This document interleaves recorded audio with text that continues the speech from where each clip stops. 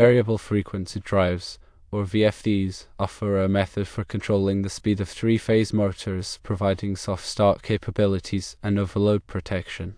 Many VFD are designed to operate with a 240-volt single-phase input. However, a common limitation observed is a maximum motor capacity of 3 horsepower. Some models do exceed this 3 horsepower limitation, offering alternatives for users needing to drive larger motors from a single-phase supply. Schneider Electric offers the out-of-process driver V660 capable of driving motors up to 20 horsepower with a 240-volt single-phase input. ABB manufactures the ACS 550, which can support up to 4 horsepower with a 240-volt single-phase input, and can also be configured for up to 25 horsepower with an optional 3-phase input. Siemens offers the Dynamics V20, which can drive motors up to 4 horsepower with a 240-volt single-phase input. Danfoss produces the VLT Microdrive FC51, also rated for up to 4 horsepower with a 240-volt single-phase input. The 3 horsepower limitation is primarily due to the capabilities of the internal components of the VFD, most notably the inverter section. The inverter section is responsible for converting the incoming AC power into variable frequency AC power, which is then supplied to the motor.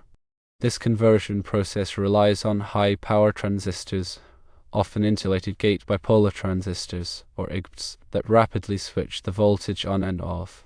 The power rating of a VFD is directly tied to the current and voltage handling capabilities of these transistors or IGBTs. If the power rating is exceeded, it can result in overheating, damage to the components, or even fire. VFD generate heat during operation, and the amount of heat generated increases with the power output.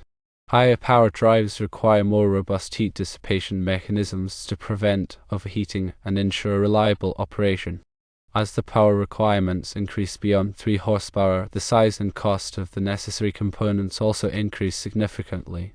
This can make VFD less economical compared to other solutions like rotary phase converters, sometimes called out-of-phase converters, or direct 3-phase power connections, if available. When selecting a VFD, carefully consider the motor's voltage, current, and horsepower requirements to ensure compatibility. Also, ensure the VFD is properly sized for the application and that adequate cooling is provided to prevent overheating. The selection of a VFD also involves considering the input voltage and phase, the required output voltage and frequency range, and the control features needed for the specific application. The VFD programming and communication capabilities are also essential for integration into automated systems.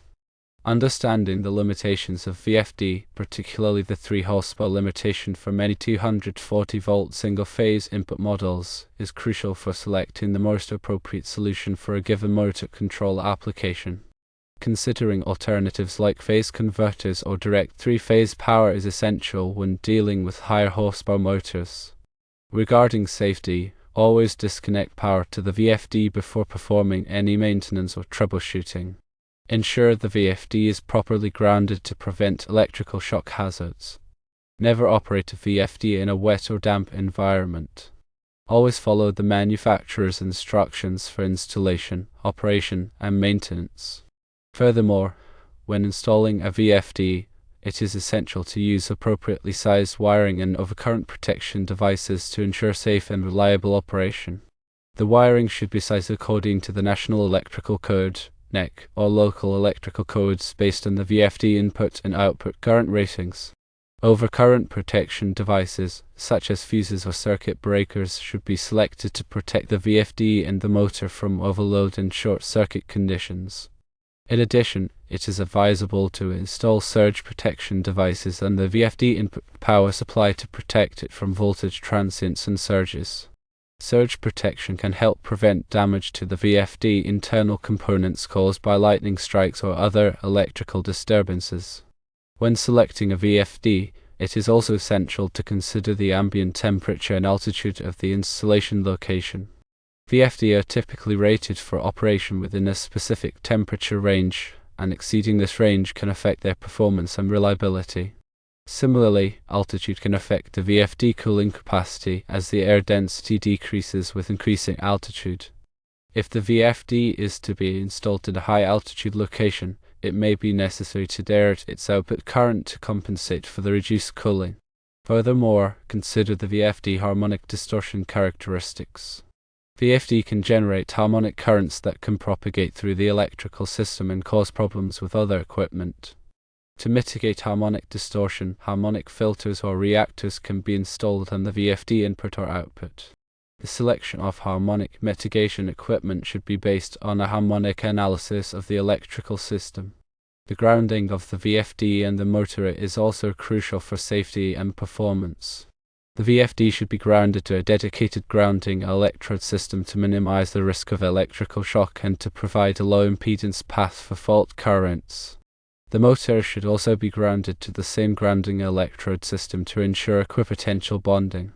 When programming the VFD, it is essential to set the motor parameters correctly, including the motor's voltage, current, frequency, and speed. Incorrect motor parameters can lead to poor performance, overheating, or damage to the motor. It is also important to configure the VFD protection features such as overload protection, overvoltage protection, and undervoltage protection to protect the motor and the VFD from abnormal operating conditions. Consider the VFD communication capabilities, as many modern VFD offer communication interfaces such as Ethernet, Modbus, or Profibus. These communication interfaces allow the VFD to be integrated into automated systems for remote monitoring, control, and diagnostics. Communication capabilities can also facilitate data logging and trending, which can be useful for analyzing motor performance and identifying potential problems. Regular maintenance of the VFD is essential for ensuring its long-term reliability and performance. Maintenance tasks may include cleaning the VFD cooling fans and heat sinks, inspecting the wiring connections, and checking the voltage and current levels. It is also advisable to perform periodic insulation resistance tests on the motor windings to detect any signs of insulation degradation. Proper documentation of the VFD installation, programming, and maintenance is essential for troubleshooting and future reference.